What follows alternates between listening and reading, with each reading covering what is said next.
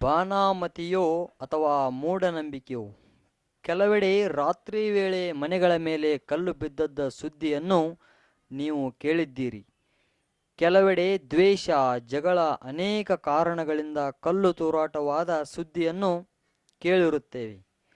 ಆದರೆ ಇಲ್ಲಿ ನೋಡಿ, ಬೆಳಗಾವಿ ಜಿಲ್ಲೆಯ ಬೈಲಹೊಂಗಲ ತಾಲೂಕಿನ ನಾಗನೂರು ಗ್ರಾಮದಲ್ಲಿ ಹಗಲು ರಾತ್ರಿ ಎನ್ನದೆ ಮನೆಗಳ ಮೇಲೆ ಕಲ್ಲು ಬೀಳುತ್ತಿವೆ. ಮನೆಗಳ ಹಂಚುಗಳು ಪುಡಿ ಪುಡಿಯಾಗಿವೆ. ಕಳೆದ 3 ದಿನಗಳಿಂದ ಗ್ರಾಮದಲ್ಲಿ ಸುಮಾರು 10ಕ್ಕೂ ಹೆಚ್ಚು ಮನೆಗಳ ಮೇಲೆ ಕಲ್ಲು ಬಿದ್ದಿದ್ದು ಗ್ರಾಮಸ್ಥರಲ್ಲಿ ಭಯದಿಂದ ಬದುಕುವಂತಾಗಿದೆ. ಅದೇನು? ಅಲ್ಲಿ ನಡೆಯುತ್ತಿರುವುದು ಏನು?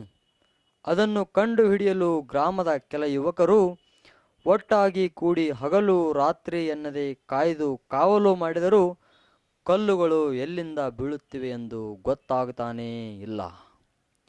ಹಾಗಾದರೆ ಯಾರಾದರೆ ಅವರ ಹಳೆ ದ್ವೇಷದವರೇನಾದರೂ ಕಲ್ಲು ಎಸೆಯುತ್ತಿದ್ದಾರಾ ಎಂದು ನೋಡಿದರೂ ಕೂಡ ಇಲ್ಲ. ಈ ಘಟನೆ ಗ್ರಾಮದಲ್ಲಿ ಜನರಲ್ಲಿ ಆತಂಕ ಉಂಟು ಮಾಡಿದೆ. ಸಾಯಂಕಾಲ 4 ಗಂಟೆಯಿಂದ ರಾತ್ರಿ ಯಾವುದೇ ಸಮಯದಲ್ಲೂ ಮನೆ ಮೇಲೆ ಕಲ್ಲು ಬೀಳುತ್ತವೆ. ಈ ಭಯದಿಂದ ಗ್ರಾಮಸ್ಥರು ಸರಿಯಾಗಿ ನಿದ್ದೆ ಮಾಡುತ್ತಿಲ್ಲ. ಗ್ರಾಮದ ಕೆಲ ಜನರು ಭಯಭೀತರಾಗಿದ್ದಾರೆ. ಭಯಭೀತರಾದ ಗ್ರಾಮದ ಜನ ಯಾವುದೋ ಭೂತ ಪ್ರೇತ ಇರಬಹುದು, ಇಲ್ಲವಾದರೆ ಬಾನಾಮತಿ ಇರಬಹುದೆಂದು ಭಯಭೀತರಾಗಿದ್ದಾರೆ. ಹಾಗಾದರೆ ಇದು ಮೂಢನಂಬಿಕೆನಾ ಅಥವಾ ಬಾನಾಮತಿ ಕೆಲಸವಾ, ಇಲ್ಲವೇ ಯಾರೋ ದ್ವೇಷದ ಜನಾನ?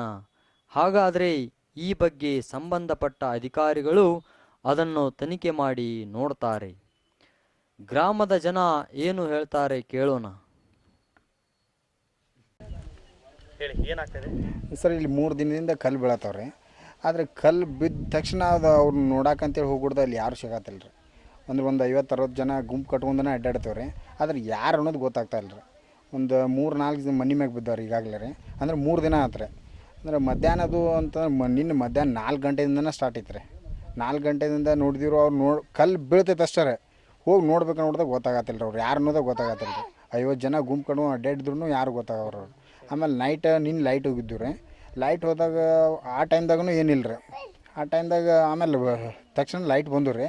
ಹೋಗಿ ನೋಡ್ಬೇಕು ಅನ್ಕೊಡ್ದ ಅವ್ರು ಯಾರು ಅನ್ನೋದು ಗೊತ್ತಾಗತ್ತಿಲ್ಲ ರೀ. ಅವಾಗ 2 ಕಲ್ಲು ಬಿದ್ದು ರೀ. ಲೈಟ್ ಬಂದ ತಕ್ಷಣ 2 ಕಲ್ಲು ಬಿದ್ದು. ರಾತ್ರಿನೂ ಬೀಳತ್ತವ್ರು. ನಿನ್ನೆ ಮಧ್ಯಾಹ್ನ 4 ಗಂಟೆಯಿಂದ ರೀ. ಭಯ ಅಂತಂದ್ರೆ ಯಾರ್ದಾರ ತಲೆ ಮ್ಯಾಗದು ಬಿದ್ದು, ಆಮೇಲೆ ಸಣ್ಣ ಹುಡುಗರು ಆಡ್ತಿರ್ತಾರೋ ಅವ್ರ ಮೇಲದು ಬಿದ್ದು ಏನಾದರೂ ಪ್ರಾಬ್ಲಮ್ ಆಗ್ತದೆ ಅಂತ ಹೇಳ್ಕಾರ ಅಷ್ಟೇ ನಾವು ಇದನ್ನು ಮಾಡಿದ್ವಿ. ಆಮೇಲೆ ನಿಮ್ಗೆ ಅದ್ರ ತಕ್ಷಣ ನಾವು ಫೋನ್ ಹಚ್ಚಿದ್ವಿ ರೀ. ನೀವು ಬಂದ ತಕ್ಷಣ ಇದೊಂದು ಸಮಸ್ಯೆ ಹೆಂಗಾರ ಮಾಡಿ ಪರಿಹಾರ ಮಾಡಿರಿ ಅಂತ ಹೇಳ್ಕಾರ ನಿಮ್ಮಲ್ಲಿ ಕೇಳ. ಅವಾಗ ನಾವು ಹೊರಗೆ ಬಂದೇವ್ರಿ. ಹೊರಗೆ ಬಂದ ಕೂಡಲೇ ನನ್ನ ಓಣ್ಯಾಗ ಮಂದಿ ಕೇಳಾಕತ್ರಿ, ನಿಮ್ಮ ಅಳಿಗೆ ಮಕ್ಕಳು ಅಥವಾ ನೀ ಏನು ಮಾಡತ್ತೀಪ್ಪ ಅಂತ ಕೇಳಿರಿ. ಅಂದ್ಕೂಡ್ಲೆ ನನಗೇನು ಗುರುತಿಲ್ಪ. ಮತ್ತು ಈಗ ಅಂದ್ಕೂಡ್ಲೆ ರೀ ಇಲ್ಲಿ ಬಸವಂತರ ಮಳಿಗೆ ಮ್ಯಾಗ ಒಂದು ಕಲ್ಲು ಬತ್ರಿ. ಅದ್ರ ಬಳಕ ನಮ್ಮ ಮಲ್ಲವನ ಮಳಿಗೆ ಮ್ಯಾಗ ಒಂದು ಕಲ್ಲು ಬತ್ರಿ. ಇಲ್ಲಿ ಈಚೆ ಕಡೆ ಮಳಿಗೆ ಮ್ಯಾಗ ಹಿತ್ತಲ ಕಡೆ 2 ಕಲ್ಲು ಬಿದ್ದು ರೀ. ಹಂಗೆ ನಾವು ಹಿಂದೆ ಮಂದಿಯೆಲ್ಲ ಹುಡುಕ್ಯಾಡಕ್ಕೆ ಹೋಗಾಕೈತೀವಿ ರೀ. ನಮಗೆ ಭಯ ಮಾತ್ರ ಇಲ್ಲ, ಯಾರ್ದು ಮ್ಯಾಗ ಶೌಚನೂ ಇಲ್ಲ. ನಮ್ಗೆ ಅದ್ರದ್ದು ಏನು ಲೆಕ್ಕಪತ್ರೂ ಇಲ್ಲ. ಮತ್ತು ನಾವು ದಿನ ಇರುವಂಗಿರೋರು ದಿನ ಮತ್ತು ಬಗಲ ಅಡ್ಯಾಡೋರು, ಊರಿಗೆ ಆ ಥರ ಹೋಗೋರು ಎಲ್ಲರೂ ಬರೋರು. ಅವಾಗ ಒಂದು 5 ನಿಮಿಷ 10 ನಿಮಿಷ ಸ್ಟಾಪ್ ಆಕೈತಿ ಮತ್ತು ಬರಕ್ಕೆ ಬರತ್ತವ ರೀ. ನಿನ್ನ ಲೈಟ್ ಹೋದ ಕೂಡಲೇ ಇಲ್ಲಿ ಕತ್ತಲಾಗ ಒಂದು ಬಿದ್ದು ರೀ ತೋಡ್ಗಾರ ಬಗಲಾಗ. ಹಿಂದ್ಗಡೆ ಅದೇ ಕುಂತೇವ್ರಿ ಒಳಗೆ. ಹಿಂಗೆ ಬುಡಕ್ಕೆ ಹಿಂಗೆ ಕಾಲಾಗ ಬಂತು ಒಂದು ಕಲ್ಲು ರೀ. ಅದನ್ನು ನೋಡಿ ಬೈನಾ ರೀ.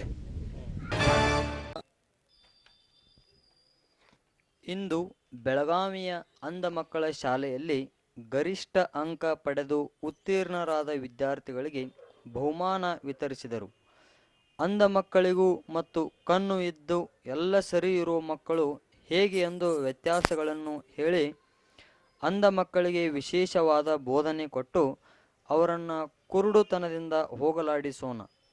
ಅವರಿಗೆ ಕಣ್ಣು ಕಾಣಿಸದಿದ್ದರೆ ಏನಾಯಿತು, ಉಳಿದೆಲ್ಲ ಕಾಯಕ ನಮ್ಮಂತೆ ಮಾಡುತ್ತಾರೆ ಎಂದು ಚಂದ್ರಶೇಖರ್ ಬೆಂಬಲಗಿ, ಪ್ರೆಸಿಡೆಂಟ್ ಆಫ್ BDAB ಇವರು ಸಭೆಯನ್ನು ಉದ್ದೇಶಿಸಿ ಮಾತನಾಡಿದರು. listening for the college students as well as high school students. Hope I think this will help all the children in and around Belgaum area and wish them all the best. Thank you. ಅಂಧ ಮಕ್ಕಳು ಸಂಗೀತದೊಂದಿಗೆ ಗೀತೆ ಹಾಡಿ ಕಾರ್ಯಕ್ರಮಕ್ಕೆ ಶೋಭೆ ತಂದರು.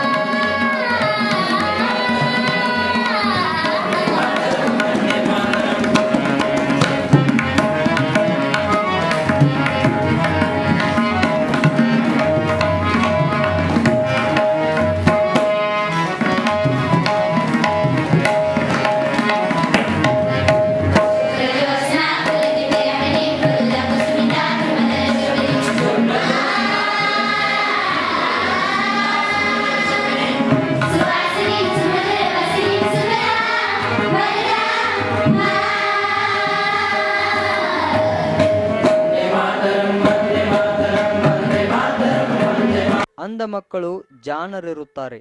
ಅವರನ್ನು ನಾವೆಲ್ಲ ಪ್ರೋತ್ಸಾಹಿಸಬೇಕು. ಅವರಿಗೆ ಎಲ್ಲ ರೀತಿಯಿಂದ ಸಹಾಯ ಮಾಡಬೇಕು ಎಂದು ಅಂಧ ಮಕ್ಕಳ ಪ್ರಾಚಾರ್ಯರು ಹೇಳಿದರು.